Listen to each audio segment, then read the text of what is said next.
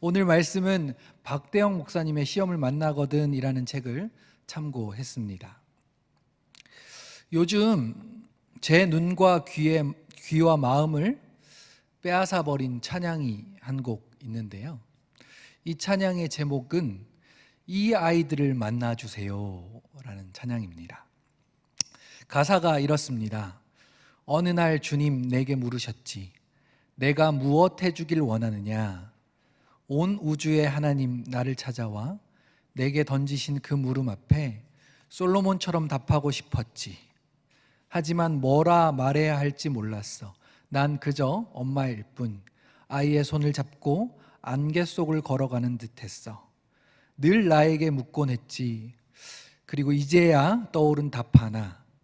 무릎을 꿇고 눈물을 닦고 떨리는 가슴 안고 이렇게 대답할래.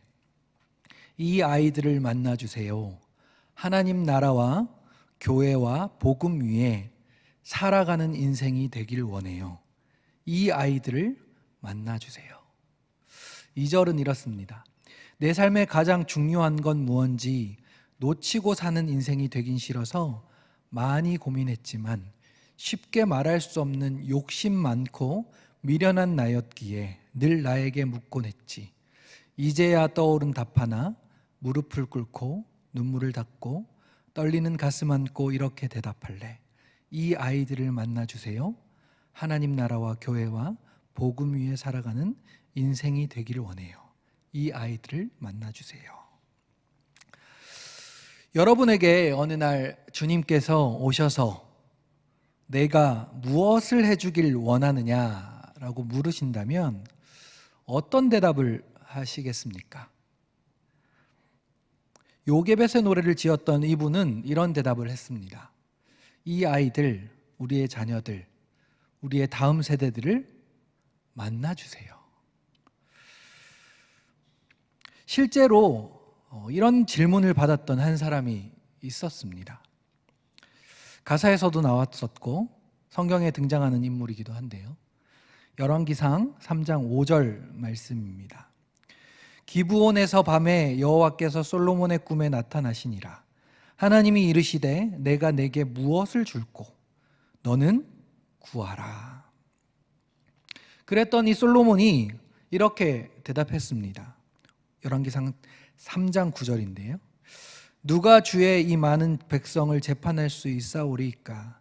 듣는 마음을 종에게 주사 주의 백성을 재판하여 선악을 분별하게 하옵소서. 솔로몬은 무엇을 구했습니까? 듣는 마음을 구했습니다. 역대기에는 조금 다르게 나옵니다. 역대하 1장 10절인데요. 주는 이제 내게 지혜와 지식을 주사 이 백성 앞에서 출입하게 하옵소서. 이렇게 많은 주의 백성을 누가 능히 재판하리이까 하니. 여기서는 지혜와 지식이라고 번역되어져 있습니다. 왜 그럴까요? 사실 이 두 가지 바로 듣는 마음과 지혜가 다르지 않은 이야기이기 때문입니다. 성경에 나오는 단어 혹은 문장을 더 알고 싶을 때 제가 관주를 따라가 본다 설명을 드렸습니다. 거기에 기호가 나와 있고 그 기호 옆에 보면 그것과 관련된 성경 구절이 나와 있는데요. 이 열왕기상 3장 9절은 듣는 마음이 나오는 부분에 표시된 성경을 찾아봤더니 두 군데가 기록되어져 있었습니다. 잠언 2장 6절, 9절 그리고 야고보서 1장 5절입니다. 잠언부터 보면 이렇습니다. 2장 6절을 보면 대저 여호와는 지혜를 주시며 지식과 명철을 내 입에서 내심이며.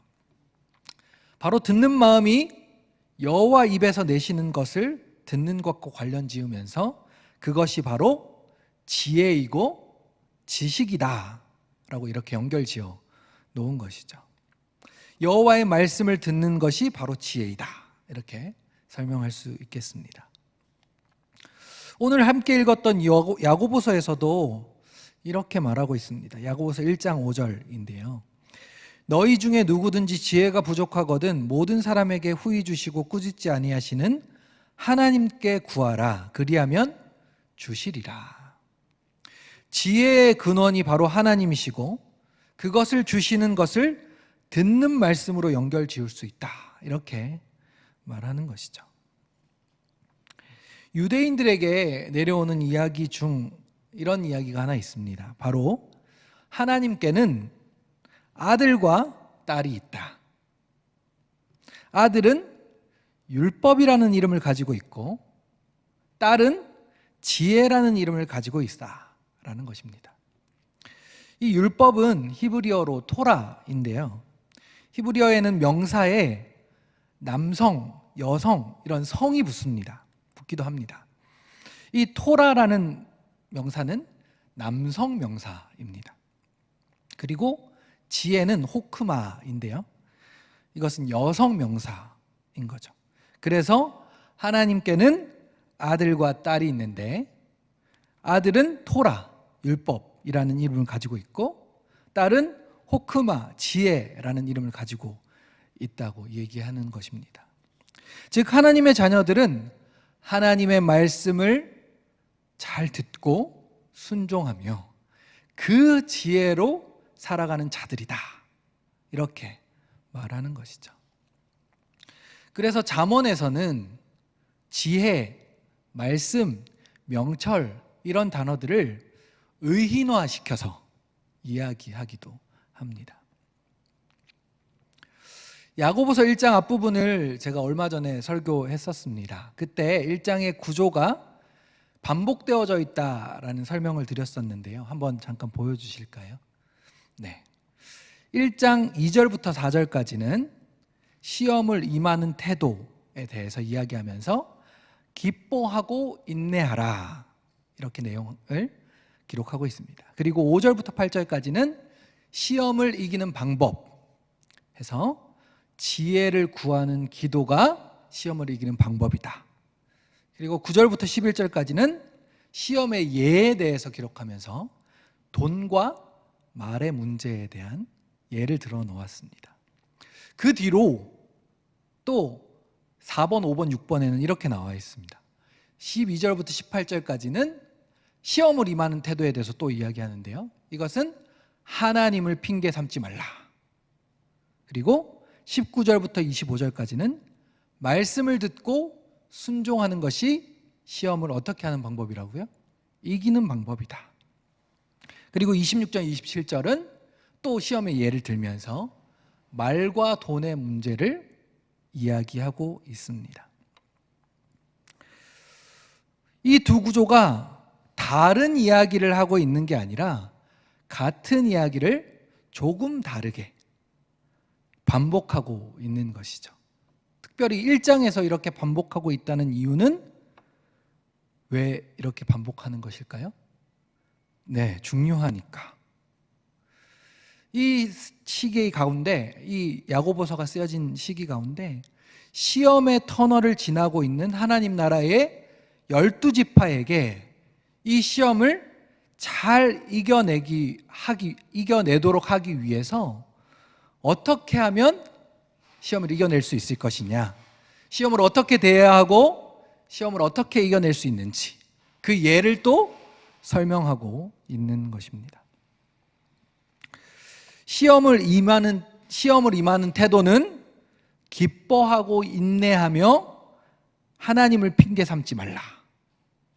종합해 보자면 그런 것이죠. 또 시험을 이기는 방법은 하나님께 지혜를 구하고 하나님께서 말씀하신 것을 잘 듣고 순종하는 것이다. 네.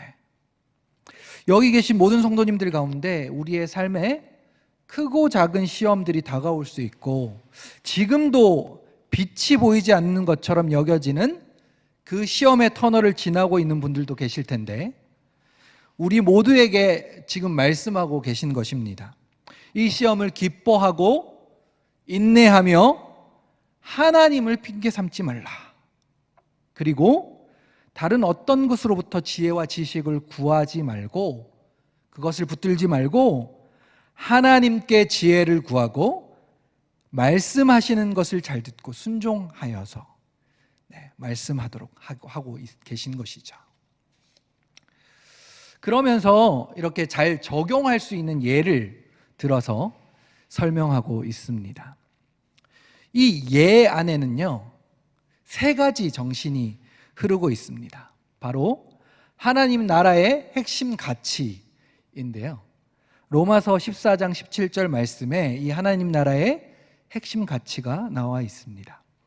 같이 한번 읽어볼까요? 시작. 하나님의 나라는 먹는 것과 마시는 것이 아니요 오직 성령 안에 있는 의와 평강과 희락이라. 아멘. 이번 주 주일에 위임 목사님께서 설교를 하셨을 때 그것을 요약해 놓은 것이 주보에 나와 있습니다.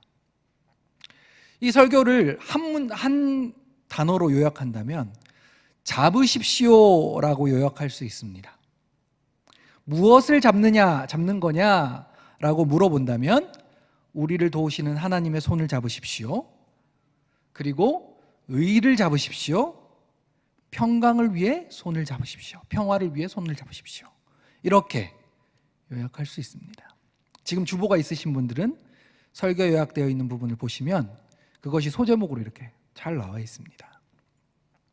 지금 우리 가운데 어려운 시험과 역경이 분명히 있지만 이것들은 기뻐하며 인내하면서 하나님 붙들고 의와 평강으로 살아가십시오 라고 말씀하고 있는 것이죠. 이것을 한마디로 요약한다면 하나님 나라 이루십시다 입니다.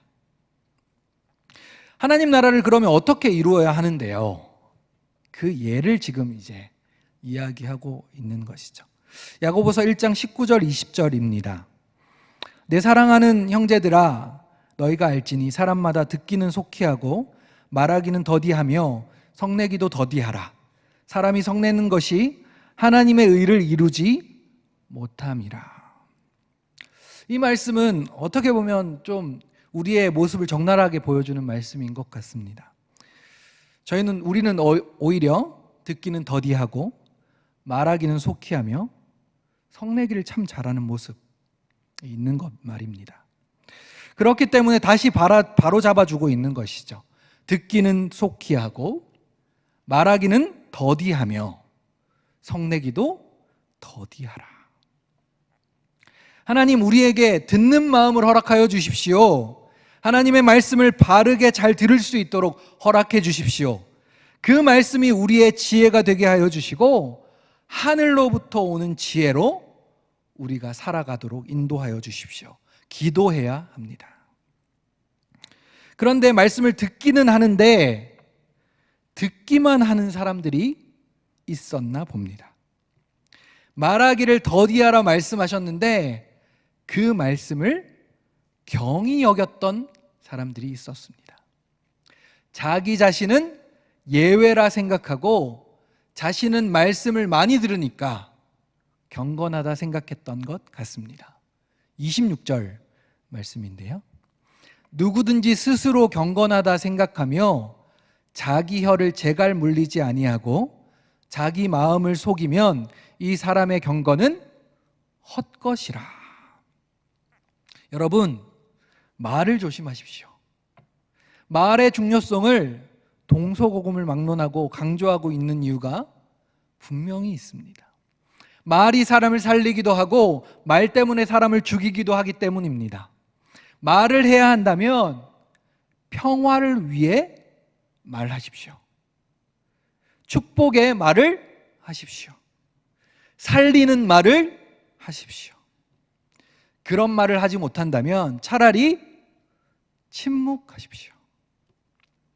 경건한 사람은 자기 혀를 재갈 물리는 사람이기 때문입니다. 저희 교회에 저를 빼고 다른 목회자분들은 다들 참 훌륭하신 분들입니다. 위임 목사님은 성도님들께서 더 잘하실 것 같고요. 다른 분들도 성품도 사역적인 부분도 저보다 다들 훨씬 더 낫습니다. 그래서 배울 점이 참 많은데요. 그런데 그 중에 한 분이 아주 귀한 믿음의 열매를 가지고 있습니다. 말이 없습니다. 어떤 일을 하다 보면 이렇다 저렇다 혹은 기분이 어떻다 저떻다 보통 말을 하잖아요. 그죠?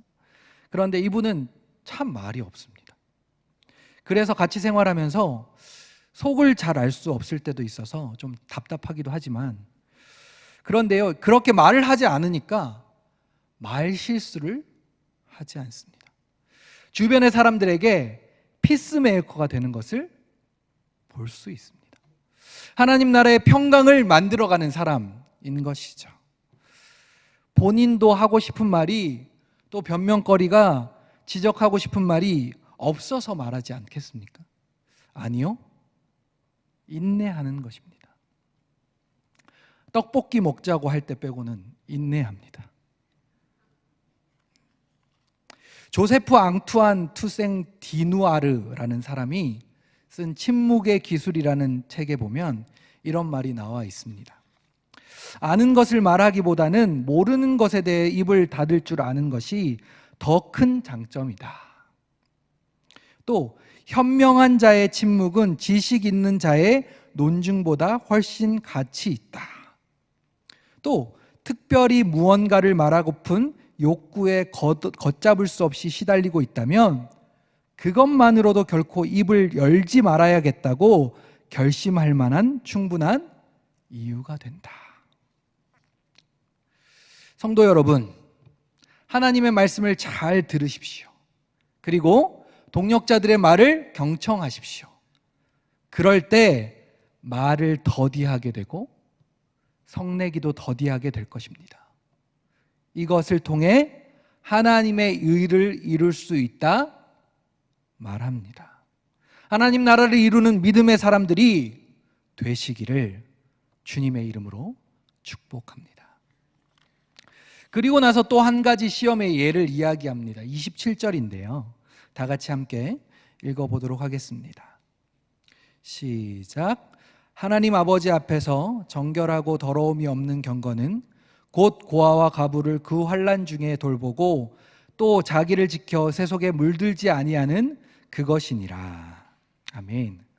여기에서 경건이라는 단어가 나오는데요, 경건이라는 말은 하나님의 성품을 닮아가는 것이라고 이야기할 수도 있고요, 다른 의미로는 하나님께 전적으로 삶을 맡기고 주님만 의지하며 살아가는 사람의 태도를 의미한다고 볼 수 있습니다. 고아와 과부를 돌보는 것과 세속에 물들지 않는 것을 따로 이렇게 나누어 볼 수 있습니다. 첫 번째, 고아와 과부를 돌보는 것을 이웃을 사랑하라 말씀하셨던 하나님의 말씀을 행함으로 경건함을 증명하는 것입니다. 그리고 세속에 물들지 않는 것으로 세상과의 관계 가운데 거룩함, 경건함을 증명하는 것이기도 하죠. 그런데 이 말씀을 하나로 연결지어서 풀어본다면 이렇게 말할 수도 있을 것 같습니다. 삶을 살아가는 데 있어서 세상의 방법이 있습니다. 그 세상의 방법은 내가 세상의 중심이고, 내가 가장 귀하고, 내가 먼저 잘 살아야 하고, 다른 것보다 내 것을 먼저 챙겨야 하는 그러한 삶, 결국 그렇게 나의 것 의지하고 돈 의지하고 내가 잘 되는 것에 목적을 가지고 살아가는 삶을 이야기하는 것이죠. 이러한 삶은 의와 평강과 희락의 삶과는 아무런 상관이 없는 삶입니다. 의가 깨어져도, 평화가 깨어져도 나의 목적과 나의 이익만 달성되면 되기 때문이죠. 그러한 세상의 법칙의 삶에서 돌아서겠다, 그것에 물들지 않겠다 선포한 것이 나보다 이웃을 사랑하겠다 고백한 것과 연결되어져 있다는 말입니다. 바로 고아와 과부를 환난 중에 돌보는 것입니다. 처음에 말씀드렸지만 야고보서를 먼저 받고 들었던 사람들, 읽었던 사람들은 시험 가운데 있는 사람들이었습니다. 자기 자신의 어려움과 문제에 집중할 수밖에 없고 그것만으로도 힘들고 어려운 상황이었던 것이죠. 그런데 그러한 상황 가운데도 세속의 방법으로 살아가지 말아라. 하나님의 말씀 가운데 그 지혜로, 그 말씀대로 경건하게 살아가라 말하고 있는 것입니다. 여러분들 가운데 하시는 말씀이기도 하시지만 저에게 하시는 말씀이기도 합니다. 하나님을 믿음으로 이 말씀대로 행하며 살아갈 수 있는 것입니다. 믿음은 들음으로부터 시작하지만 행함이 없다면 죽은 믿음이라고 말하고 있기 때문이죠. 오늘도 하나님의 말씀 가운데 우리가 서 있습니다. 그리고 이 말씀을 우리가 들었습니다. 이 말씀을 통해 여러분 한 분 한 분에게 하시는 말씀들을 외면하지 않기를 원합니다. 그냥 듣고 자신을 속이는 자가 되지 않기를 원합니다. 우리를 도우시고 이끄시는 하나님만을 의지하게 되시기를 원합니다. 하나님 나라의 의와 평강을 위해 이웃을 사랑하십시다. 하나님의 말씀에 순종하며 행하게 되는 모든 성도님들이 되시기를 주님의 이름으로 축복합니다.